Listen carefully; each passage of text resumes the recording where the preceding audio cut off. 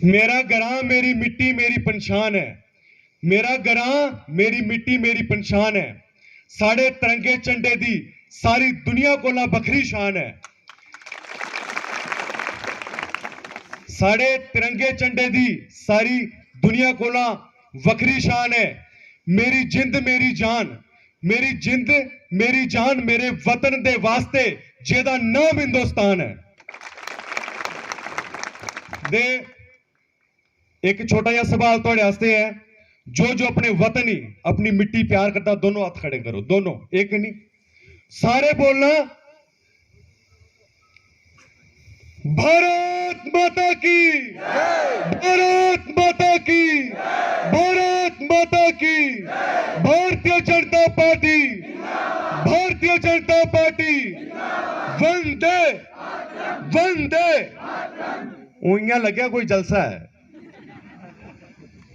नरेंद्र भाई मोदी, अटल बिहारी, स्वर्गीय अटल बिहारी वाजपेयी जी, स्टेज पे बैठे हुए माननीय Shri Saraf Singh Nag ji, district chairman district development council के, और उसी के साथ हमारे साथ बुमाग के बीडीसी चेयरपर्सन अशोक ठाकुर जी, और मंडल अध्यक्ष हमारे बीच में बैठे हुए, बहुत ही लगन से काम करने वाले, दिन रात एक करने वाले पवन सिंह जी, उनके साथ एससी मोर्चा के हमारे भाई साहब, ये बहुत ही अच्छा काम करते हैं, बड़ी जोर शोर से पार्टी का काम करते हैं, समाज के लिए काम करते हैं। उन्हीं के साथ मेरे भाई जितने भी वक्ता, सुनीत जी, जिन्होंने पूरे समुद्र को एक लोटे में डाल दिया, बता दिया कि आखिर मकसद क्या है आने का।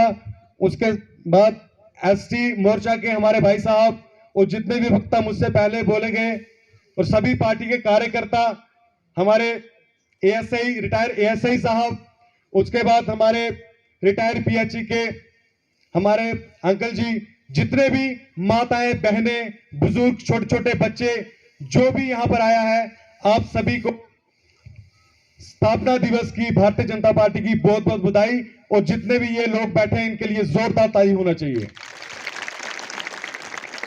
अगर मैं शब्दों में बताऊं तो सराफ सिंह नाग जी का मैं तारीफ में शब्द मेरे पास कम पड़ जाते हैं, क्योंकि 2014 से ही हम दिन रात इनके लिए काम कर रहे थे, और कुदरती हमारी सोच मिली, और आज आके फिर हम भारतीय जनता पार्टी में आकर आज मिलकर देश और समाज का काम कर रहे हैं। थोड़ी सी बात मैं सबसे पहले स्वर्गीय अटल बिहारी वाजपेयी जी के बारे में करना चाहूंगा। वो मेरे राजनीतिक गुरु हैं, उन्हें मैं अपना गुरु मानता हूं, क्योंकि आज हम आपके सामने पहुंच रहे हैं। ये पीएमजीएसवाई, गांव गांव में सड़क, कश्मीर और कन्याकुमारी को रेलवे से जोड़ना, यह सपना पूरा किया अटल बिहारी वाजपेयी जी ने।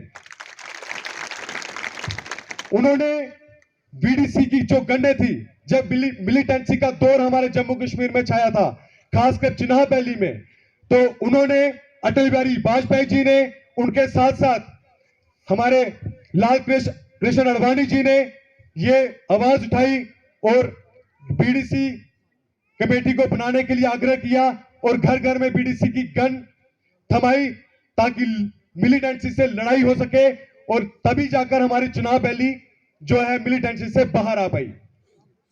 अब मैं बात थोड़ी सी करना चाहता हूं, इस वक्त जो हमारे देश को चला रहे हैं हमारे प्रधानमंत्री माननीय नरेंद्र भाई मोदी जी, वो अटल बिहारी वाजपेयी जी की सोच थी, उनको आगे लेकर चल रहे हैं। आज उन्होंने बता दिया पूरी दुनिया को कि हिंदुस्तान ना आंख झुकाकर बात करेगा, ना आंख उठाकर बात करेगा, हिंदुस्तान आंख से आंख मिलाकर बात करेगा। उन्होंने जितने भी काम किए, सुनीत जी ने बता दिया है, मैं ज्यादा बात नहीं करूंगा, लेकिन कोरोना काल के समय जब पूरी दुनिया घरों में बंद थी, उन्होंने फिर भी हिंदुस्तान को रुकने नहीं दिया, उनकी सोच ने नहीं रुकने दिया, और हिंदुस्तान निरंतर तरक्की करता रहा। और इस मुश्किल हालात में बच्चे बच्चे का उन्होंने साथ दिया, और कोरोना से बाहर निकालने की पूरी कोशिश की। उसके बाद मैं अगर स्कीमें गिनाऊं शायद मेरे पास शब्द कम पड़ जाएंगे। आयुष्मान भारत स्कीम, मैं एक हमारे गांव के चौधरी चाचा थे, उनसे बात कर रहा था। बोलता है कि मैं मोदी साहब को दुआएं दूं तो क्यों नहीं दूं। जब मैं बीमार हुआ मेरी जेब में सिर्फ 2000 रुपया था, मैं बख्शीनगर में गया और मेरे इलाज में 3 लाख रुपया खर्चा हुआ और 5000 का एक इंजेक्शन लगता था। और बताओ वो गरीब कहां से देता। जब नरेंद्र मोदी भाई की जो स्कीम थी, भाजपा की जो सोच थी, आयुष्मान भारत स्कीम, उसके अंदर जब उनका इलाज हुआ, जब वो घर आए, उन्होंने दिल से दुआएं दी नरेंद्र मोदी को और भाजपा को। बताओ ये काम नहीं है। आज अपोजिशन तो बड़ी बातें कर रही है, लेकिन जो काम करके दिखाया है, मेरे मुसलमान भाई यहां पर बैठे हैं, ओवैसी जैसे लोग, वो हमारे देश को तोड़ने की बात करते हैं। ओवैसी जैसे लोग, उनको मैं बता देना चाहता हूं कि तुर्की, आप सभी को पता है तुर्की में कितना बड़ा भूचाल आया, भूकंप आया, वहां पर किसी ने साथ दिया तो नरेंद्र मोदी भाई जी ने दिया हमारे मुस्लिम भाइयों के लिए। फिर कहते हैं ओवैसी जैसे लोग कि हमारे जो मोदी है वो मुसलमानों के खिलाफ है। हमारी इंडियन आर्मी ने दिन रात तुर्की में जाकर, जो एक इस्लामिक देश है जहां पर हमारे मुसलमान भाई रहते हैं, वहां पर दिन रात इंडियन आर्मी ने वहां पर सेवा की, सामान पहुंचाया, दवाइयां दी, और वहां के जो माताएं बहनें, हमारे बुजुर्ग हमारी इंडियन आर्मी के हाथ चूमते हैं और बोलते हैं नरेंद्र भाई मोदी को बोलना हमारा लाखों सलाम है। क्यों ना करें ऐसी भारतीय जनता पार्टी की सोच को सलाम, क्यों ना करें हम नरेंद्र भाई मोदी जी की सोच को सलाम।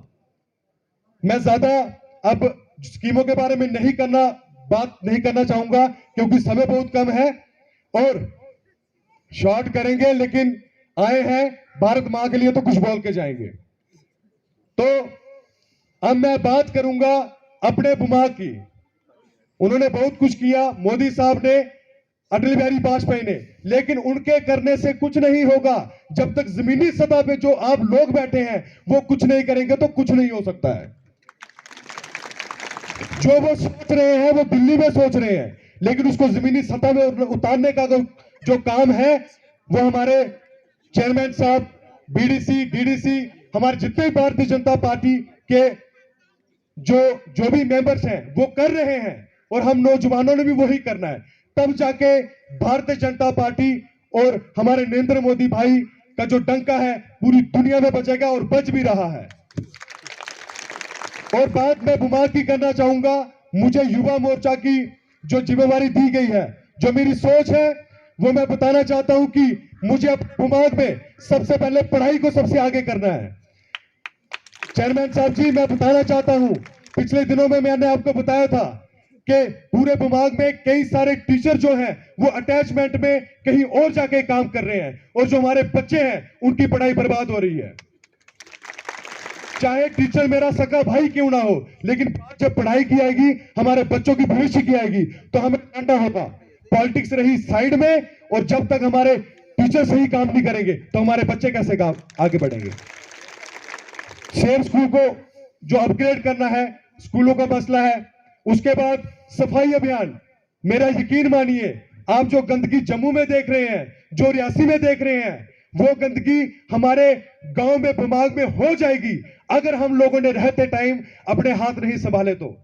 प्लास्टिक ही प्लास्टिक हम देख रहे हैं, हम बक्कल में जाकर देखें, इतना प्लास्टिक, लिफाफे में लिफाफे, गंदगी पे गंदगी। अब हम इस गंदगी को नहीं होने देंगे। जो नरेंद्र भाई जी बोलते हैं कि अपने गांव को साफ सुथरा करना है, वो सपना हम नौजवान पूरा करके बताएंगे, लेकिन उसके हमारे साथ आप सबको चलना होगा। तो ज्यादा बात ना करते हुए मैं धन्यवाद बोल देता हूं, कोई बात नहीं। इस देश का बुरा कोई कर नहीं सकता, मेरे देश का सर कोई झुका नहीं सकता। मेरे देश का बुरा कोई कर नहीं सकता, मेरे देश का सर कोई झुका नहीं सकता।